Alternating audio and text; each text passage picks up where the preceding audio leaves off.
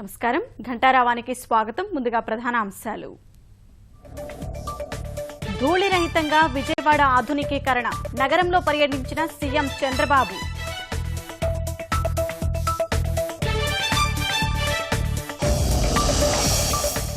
జానీమోన్ రావెల వర్గాల మధ్య కొనసాగుతున్న వివాదం, మద్దతుదారుల పరస్పర ఆందోళన.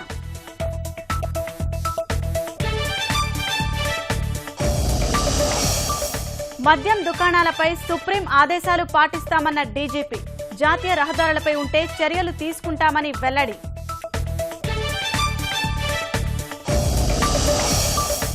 ముంబైలో శివాజీ స్మారకానికి ప్రధాని శంకుస్థాపన, అరేబియా సముద్రంలో జలపూజ.